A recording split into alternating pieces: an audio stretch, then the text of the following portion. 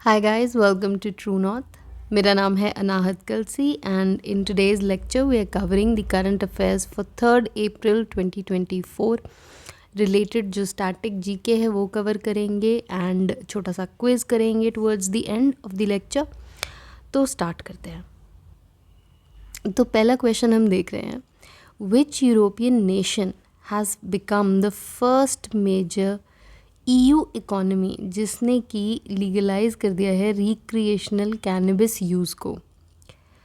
तो आंसर है इसका जर्मनी। तो अगर इसको हिंदी में कहें तो जर्मनी में माल फूकना लीगल कर दिया गया है। ठीक है, तो देखते हैं इसके बारे में। जर्मनी ने लीगलाइज किया है रिक्रिएशनल कैनबिस। तो यहाँ पे आप फोकस करें, मेडिसिन पर्पसेस के लिए नहीं, रिक्रिएशनल जो है कैनबिस का इस्तेमाल लीगलाइज किया गया है। पहली मेजर यूरोपियन यूनियन की इकोनॉमी बनी है जिसने कि ऐसा डिसीजन लिया है। तो देखते हैं क्या निटिग्रिटीज़ हैं इसकी। तो पोजेशन एंड कल्टिवेशन के बारे में देखते हैं। तो 18 साल से ऊपर की एज के जो एडल्ट्स हैं वो 25 ग्राम तक पोजेस कर सकते हैं, अपने घर में ही 3 मैरिजुआना प्लांट्स तक उगा सकते हैं। तो ये one of the most relaxed laws हुआ in Europe, similar to Malta and Luxembourg. तो वहाँ पर भी इसी तरीके के ईजी लॉज हैं इन रिलेशन टू कैनबिस। तो गोल बेसिकली इस लॉ का ये है कि रेगुलेट किया जाए कैनबिस यूज़ को, और जो डिपेंडेंस है इलीगल मार्केट पे उसको कम किया जाए। ठीक है, तो हमने देखा पहली मेजर EU इकोनॉमी जिसने कि कैनबिस के यूज़ को, रिक्रिएशनल यूज़ को लीगलाइज किया है बन गया है जर्मनी। अगला क्वेश्चन है कि पहली फीमेल PM बनी है डेमोक्रेटिक रिपब्लिक ऑफ कॉन्गो की। तो क्या नाम है इनका? तो आंसर है ऑप्शन सी, जूडिथ सुमिनवा तुलुका। ये बनी है डेमोक्रेटिक रिपब्लिक ऑफ कॉन्गो की पहली फीमेल PM। देखते हैं इनके बारे में। तो ये हैं जूडिथ सुमिनवा तुलुका। यहाँ पे आप मैप पे देख सकते हैं डेमोक्रेटिक रिपब्लिक ऑफ कॉन्गो। ठीक है, तो अगर हम ईस्टर्न बॉर्डर की तरफ देखें तो it is touching Uganda, Rwanda, Burundi, Tanzania. ठीक है, इन जो है कंट्रीज़ को टच कर रहा है। तो देखते हैं क्या चल रहा है ईस्टर्न कॉन्गो में। तो eastern part of democratic republic of Congo में जो है एक तो पहली बात वो एरिया जो है मिनरल रिच है। तो वहाँ पे अब वर्सन हो रही है वायलेंस, क्योंकि जो गोल्ड है, रिसोर्सेज हैं देश के पास, उनके पीछे जो है 120 आर्म्ड ग्रुप्स लड़ रहे हैं। This is leading to mass killings. तो वहाँ पर काफ़ी बुरा वायलेंस चल रहा है।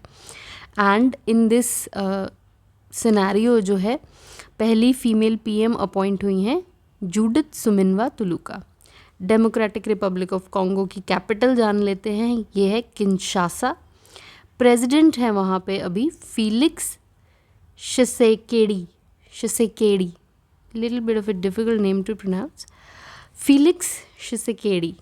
ठीक है, तो हमने देखा first female PM democratic republic of Congo की। आगे बढ़ते हैं। अगला क्वेश्चन देख रहे हैं हम कि 56th नेशनल खो खो चैम्पियनशिप जो है वो हुई, और उसमें कौन सी टीम है जो कि दोनों ही टाइटल्स जीत गई है, मेंस भी और विमेंस कैटेगरी में भी? तो आंसर है इसका महाराष्ट्र की टीम। ये जो है चैम्पियन बनी है। तो देखते हैं कहाँ पर हुई नेशनल खो खो चैम्पियनशिप। तो this was held at the Indira Gandhi national stadium at Delhi. तो महाराष्ट्र की टीम्स ने डोमिनेट किया है। देखते हैं, they won both the titles, the men's title and the women's title. तो मेंस टीम का जो फाइनल हुआ इट वाज क्वाइट थ्रिलिंग।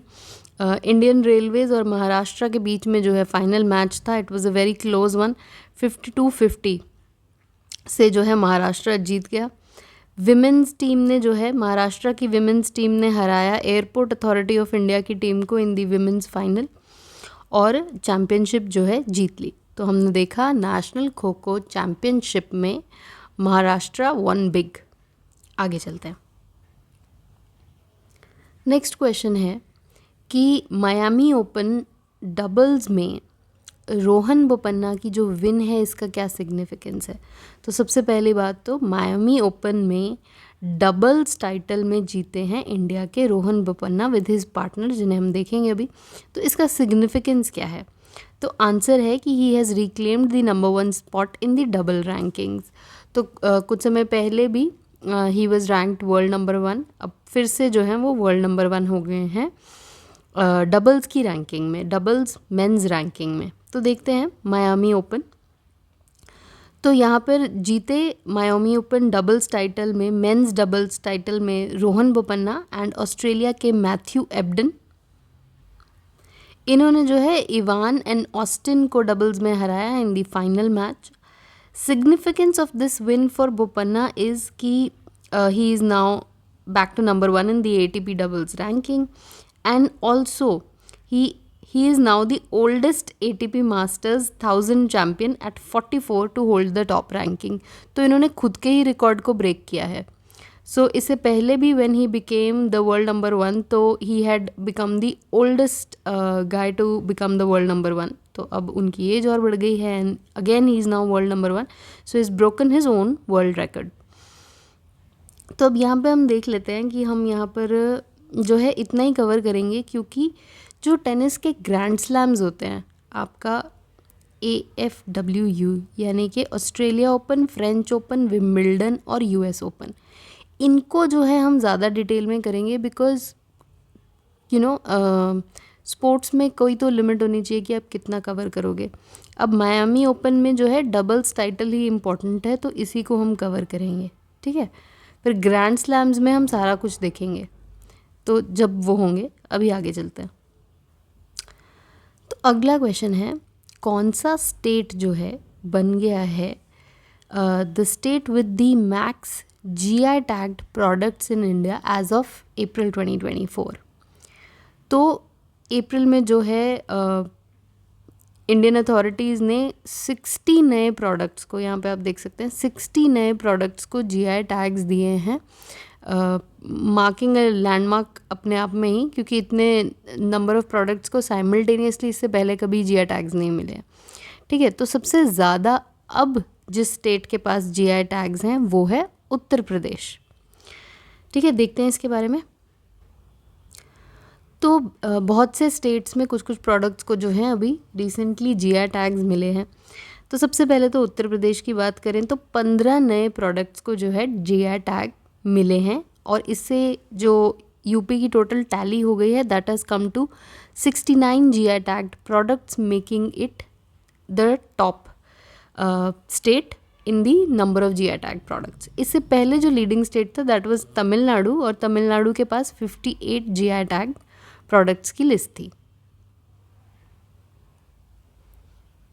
अब यूपी के कॉन्टेक्स्ट में एक और चीज़ देखने वाली ये है कि वाराणसी जो है बन गया है city with the most GI products, क्योंकि it boasts of 30 GI tag products from a single location. तो सिंगल लोकेशन से ये जो नंबर है हाईएस्ट है, तो Varanasi city with the most GI tag products. अब यहाँ पर यूपी के जो हैं प्रोडक्ट्स लिस्ट किए हुए हैं, तो बनारस के जो हैं उन पे हम ज़्यादा फोकस करेंगे। तो इसकी मैंने इमेजेस नहीं डाली हैं बिकॉज़ ये बड़े स्ट्रेट फॉरवर्ड प्रोडक्ट्स हैं। तो बनारस की ठंडाई, तबला, शहनाई, लाल भरवा मिर्च, लाल पेड़ा, म्यूरल पेंटिंग एंड चिराईगांव करौंदा, इनको मिले हैं GI टैग्स। और भी कुछ प्रोडक्ट्स हैं, तो हमें पता है कि टोटल 15 न्यू प्रोडक्ट्स को मिला है। जौनपुर इमरती, मथुरा सांझी क्राफ्ट, बुंदेलखंड कठिया गेहूँ, पिलीभित बांसुरी, Sambhal bone craft, Chitrakoot wooden craft toys, munj craft and Rampur patchwork. आगे हम देख रहे हैं असम को जो है कितने GI टैग्स मिले, पर इससे पहले I just want two point out कि यहाँ पे हमें थोड़ा सा कॉस्ट बेनिफिट रेशियो देखना पड़ेगा, क्योंकि 60 से भी ज़्यादा प्रोडक्ट्स हैं जिनको कि GI टैग्स मिले हैं। तो आप एक क्वेश्चन के पीछे ये पूरी लिस्ट याद करने बैठ जाओ, इसका कोई सेंस नहीं है, ठीक है। एंड ऑल्सो अगर आप UPSC या PCS के एग्ज़ाम्स को देखें, या in fact even any other exam that you pick, ऐसा क्वेश्चन आएगा या ऐसा GI प्रोडक्ट के ऊपर क्वेश्चन आएगा जो या तो बहुत कैची है, ठीक है, जैसे उसका नाम है, मान लो अब जैसे गुची मशरूम पे क्वेश्चन आया था, ठीक है, तो वो बहुत ही कैची नाम है, ठीक है, या फिर उसमें कोई स्पेशल फीचर है जो कि बहुत ही न्यूज़ में रहा, ठीक है, तो पूरी 60 प्रोडक्ट्स की बैठ के लिस्ट याद करने का इट्स जस्ट सेंसलेस, ठीक है। तो आपको एक यहाँ पे डिसीजन लेना पड़ेगा। जैसे मैं आई हैव पिक्ड जो कि थोड़े कैची हैं, इम्पॉर्टेंट है मेरे हिसाब से, इनको हम कवर करते हैं। तो असम के जो हैं 19 प्रोडक्ट्स को मिला है जीआई टैग। इसमें से 6 जो हैं ट्रेडिशनल क्राफ्ट्स हैं, उसमें से 4 मैंने यहाँ पर लिस्ट किए हैं, तो देखते हैं। सबसे पहला है बिहू ढोल, तो यहाँ पर आप इमेज में देख सकते हैं बिहू ढोल, ठीक है। दूसरा है जापी, तो this is a hat, A head gear that is used by the Assamese people, ठीक है। फिर है अश्रीकांडी टेराकोटा क्राफ्ट, ये रहा। फिर मिशिंग हैंडलूम प्रोडक्ट्स, तो यहाँ पर आप देख सकते हैं इस इमेज में। तो असम के जो प्रोडक्ट्स को जीआई टैग मिला उसमें से ट्रेडिशनल क्राफ्ट्स इम्पॉर्टेंट हैं। जो असम के सीएम हैं हिमंता बिस्वा शर्मा, उन्होंने भी इन्हीं 6 प्रोडक्ट्स के बारे में ट्वीट किया था, ठीक है, when they got the GI tag. फिर 13 कुछ और प्रोडक्ट्स हैं जिनको कि जीआई टैग मिला, उसमें से हम कुछ इम्पॉर्टेंट देखते हैं। तो सबसे पहला है बोडो दुखोना, ये जो है बोडो विमेन का ट्रेडिशनल अटायर है, ठीक है। दूसरा है आपका बोडो गमसा, तो ये बोडो ट्राइब के जो मेन हैं उनकी ट्रेडिशनल ड्रेस है, तो दुखोना एंड गमसा। अब तीसरा है बोडो इरी सिल्क। अब this particular silk is referred to as the fabric of peace या फिर फैब्रिक ऑफ अहिंसा, तो ये इसका स्पेशल फीचर हो गया, ठीक है। तो बोडो एरी सिल्क। उसके बाद है द स्टेट ऑफ त्रिपुरा, तो त्रिपुरा को मिले हैं 2 जीआई टैग। एक तो है पचरा रिगनई जो कि एक ट्रेडिशनल ड्रेस है, और दूसरा है माताबारी पेड़ा जो कि एक स्वीट डेलिकेसी है, मिठाई है, ठीक है। उसके बाद हम देख रहे हैं मेघालय के जो 4 प्रोडक्ट्स हैं जिन्हें मिला है जीआई टैग। सबसे पहला है इसमें चुबिच्ची, ये जो है होम ब्रूड राइस वाइन होती है, यहाँ दिखाई गई है इमेज में। देन नेक्स्ट है आपका लिरनई पॉटरी, ये ब्लैक पॉटरी होती है। तो एंशियंट मतलब काफ़ी समय से जो है मेघालय में ये ब्लैक पॉटरी का आर्ट किया जाता है, लिरनई पॉटरी, ठीक है। आगे है आपका तीसरा गारो दकमंदा, ये जो है गारो ट्राइब जो है टेक्सटाइल वीविंग करती है जो, so it is a wrap around जिसे कि औरतें पहनती हैं। तो यहाँ पे आप इमेज में देख सकते हैं ये जो ड्रेस इन्होंने पहना है, that is the Garo dakmanda. Then last है आपका लकाडोंग टर्मरिक, तो ये जो है बड़ी अच्छी क्वालिटी का जो हल्दी होती है, इसमें जो है सर्क्यूमिन जो कंटेंट होता है वो काफ़ी हाई होता है and it is recognized as very high quality. तो यहाँ पर आप देख सकते हैं लकाडोंग टर्मरिक। तो जीआई टैग्स के बारे में जो बेसिक है वो चीज़ें एक बार रिवाइज कर लेते हैं।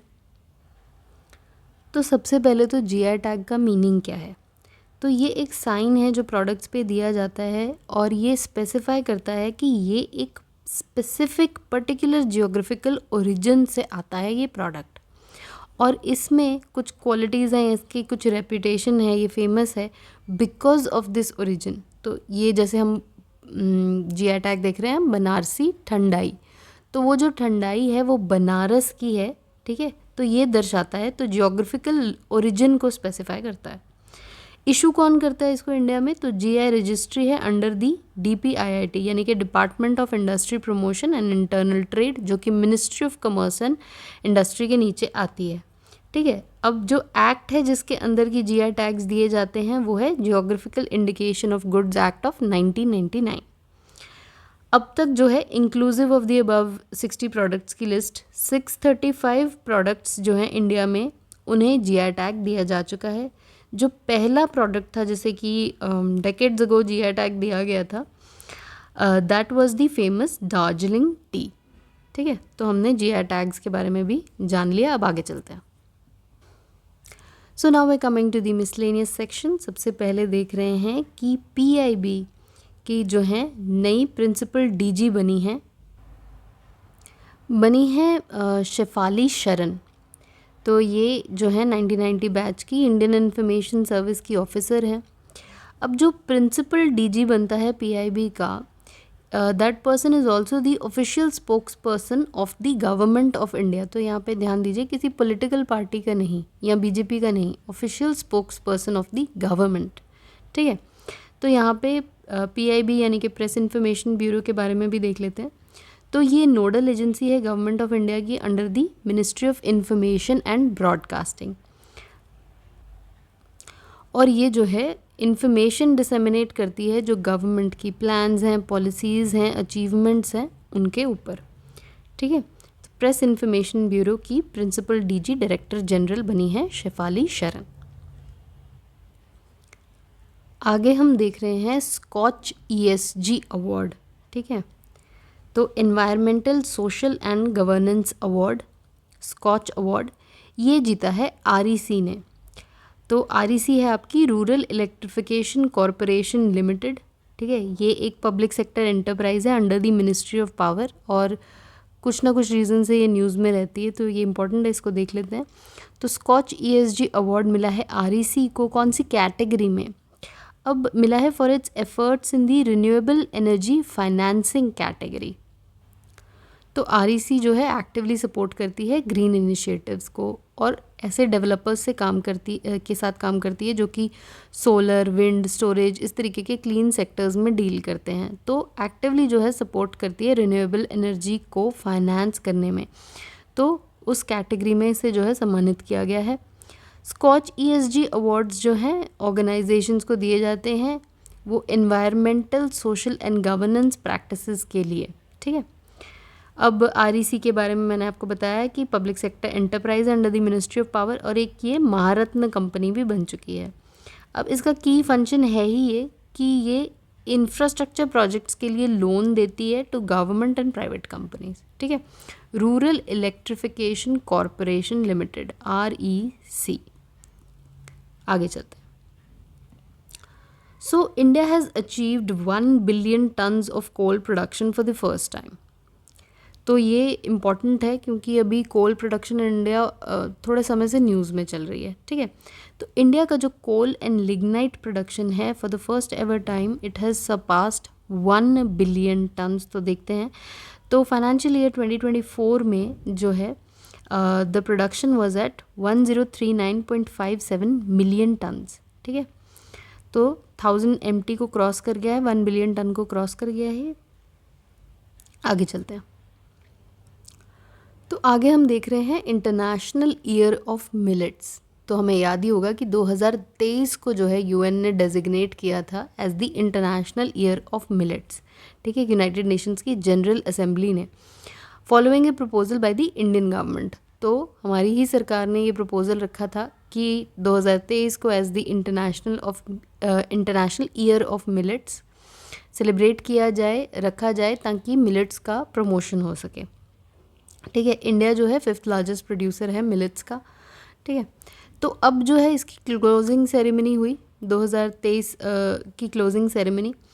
तो इसे जो है FAO ने, यानी कि फूड एंड एग्रीकल्चर ऑर्गेनाइजेशन, जो कि एक स्पेशलाइज्ड एजेंसी है यूएन की, इसने जो है ऑर्गेनाइज़ किया 29 मार्च को at their headquarter in Rome, Italy. तो यहाँ पे आप ये भी जो है नोटिस कर सकते हैं कि FAO के जो हेडक्वार्टर हैं वो कहाँ हैं, तो ये है रोम, इटली में, और वहीं पर ये क्लोजिंग सेरेमनी हुई। अब FAO के बारे में थोड़ा सा और जान लेते हैं। सबसे पहले तो यूएन की स्पेशलाइज्ड एजेंसी है, हमने कर लिया ऑलरेडी। देन ये इंटरनेशनल एफर्ट्स को लीड करती है टू डिफीट हंगर। ठीक है, इनके जो करंट DG हैं वो हैं QU Dongyu. World food day जो है सेलिब्रेट किया जाता है 16 अक्टूबर को, क्योंकि FAO जो है 16 अक्टूबर 1945 में इस्टेब्लिश हुआ था। ठीक है, 16 अक्टूबर वर्ल्ड फूड डे। आगे चलते हैं, तो नेक्स्ट आर्टिकल हम देख रहे हैं, ए new ocean in the making, Africa splitting apart. देखते हैं ये क्या है। तो जियोलॉजिस्ट ने डिस्कवर किया है कि a fault line in the Afar triangle of Ethiopia has the potential to create a new ocean, जो कि वर्ल्ड का 6th ओशियन होगा। तो देखते हैं सबसे पहले अफार ट्रायंगल कहाँ पे है, इथियोपिया कहाँ पे है। ठीक है, तो ये अफ्रीकन नेशन है, आप यहाँ पे देख सकते हैं इथियोपिया। दिस इज़ इथियोपिया, ये है एरिट्रिया आपका, और ये है आपका अफार ट्रायंगल। रेड सी यहाँ पे है, ये है अरेबियन प्लेट आपकी, या फिर Saudi Arabia and other countries, ठीक है। तो अब इथियोपिया में ये जो अफार ट्रायंगल है, यहाँ पर एक फॉल्ट लाइन लाई करती है, ये आप नीचे देख सकते हैं कि रिफ्ट्स जो हैं जा रही हैं। तो the separation of tectonic plates यहाँ पे is causing the African continent to split.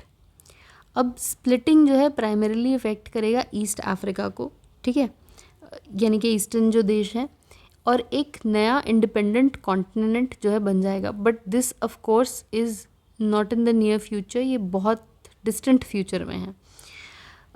This will take millions of years to happen. तो this new ocean would be the sixth in the world, taking millions of years to form. अब scientist जो है study कर रहे हैं अफार triangle को, जो कि एक रीजन है इंटेंस जियोलॉजिकल एक्टिविटी का। तो क्योंकि वहाँ पे जो प्लेट्स हैं, टेक्टोनिक प्लेट्स हैं, वो सेपरेट कर रही हैं, रिफ्ट में एक दूसरे से दूर जा रही हैं, तो it is a region of intense geological activity. तो ये साइंटिस्ट को जो है मदद करेगा in understanding how continents are formed, ठीक है।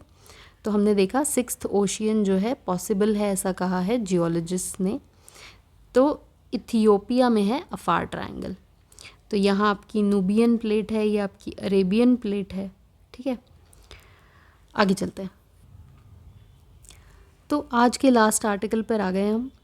तो पारादीप पोर्ट अथॉरिटी ने नया रिकॉर्ड सेट किया है इन कार्गो हैंडलिंग। तो इन्होंने जो है record numbers of cargo handle किया है। तो कितना देख लेते हैं, 145 million metric ton cargo Paradip port authority ने हैंडल किया है। अब इम्पॉर्टेंट चीज़ों पे आते हैं, मतलब ये तो न्यूज़, क्यों पारादीप पोर्ट न्यूज़ में है, ठीक है। अब देखो ये है कहाँ पे। तो this right here is your Paradip port in Orissa, Mahanadi river पे। ये जो यहाँ से हीराकुद डैम से स्टार्ट होकर ये देखो महानदी रिवर पर है ये, ठीक है। और बे ऑफ बंगाल में ये नदी जो है गिर जाती है। तो देखते हैं इसके बारे में। तो in the financial year of 23-24 Paradip port authority ने हाईएस्ट कार्गो हैंडलिंग वॉल्यूम जो है उसका रिकॉर्ड बनाया है इंडिया में। कंपटीशन को सरपास किया है। तो इसके कंपटीशन में कौन सा पोर्ट था, तो दीनदयाल या फिर कांडला पोर्ट, यहाँ पे ये मिस स्पेल्ड है,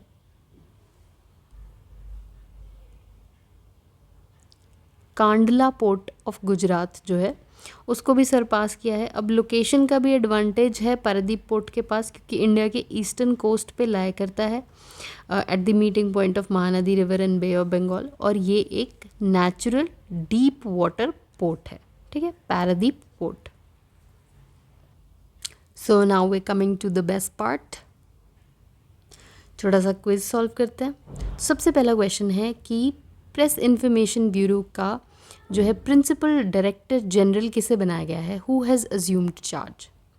आंसर है इसका ऑप्शन बी, शेफाली शरण। नेक्स्ट क्वेश्चन है which city in UP बोस्ट्स of the most GI tagged products. तो यूपी की कौन सी सिटी में सबसे ज़्यादा जीआई प्रोडक्ट्स हैं, और इसी के पास जो है डिस्टिंक्शन भी है of having the most GI tags from a single location. Answer है इसका ऑप्शन सी, वाराणसी।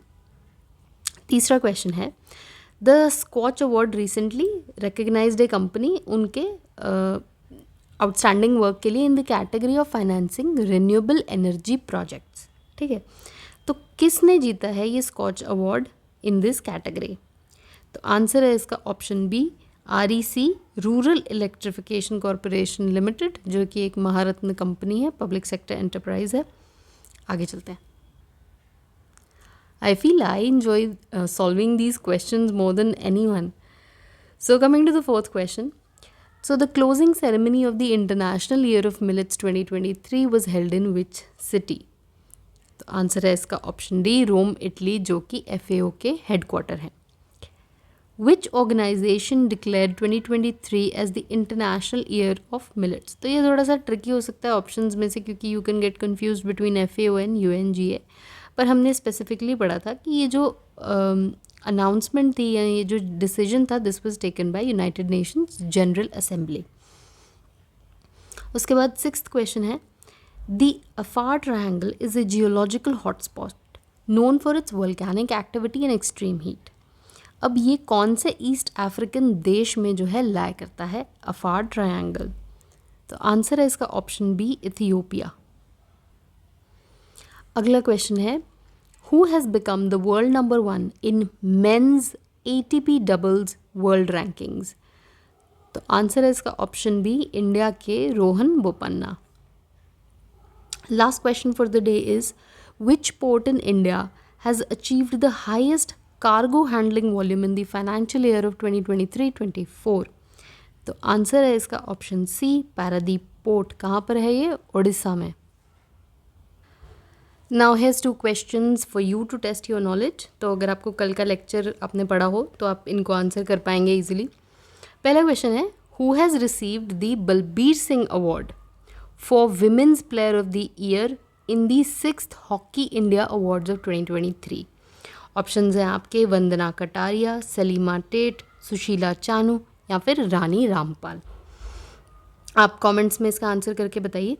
दूसरा क्वेश्चन है आपके लिए, what is the main purpose of the Gagan Shakti 2024 exercise? तो मेगा एक्सरसाइज है ये। अब आंसर मैं नहीं करूँगी, I will read the options for you. तो या तो ये है to showcase new fighter jets, या फिर to test pilot skills in a competition, या फिर to test Indian air force capabilities for high intensity combat operations, या फिर to conduct humanitarian relief operations. So that is it for today's current affairs. आप इस lecture की जो PDF है वो टेलीग्राम चैनल से डाउनलोड कर सकते हैं, लिंक आपको डिस्क्रिप्शन बॉक्स में मिल जाएगा। And thank you so much for watching. अगर आपको ये वीडियो पसंद आई हो तो please drop A like and subscribe if you haven't already, and you have a wonderful day.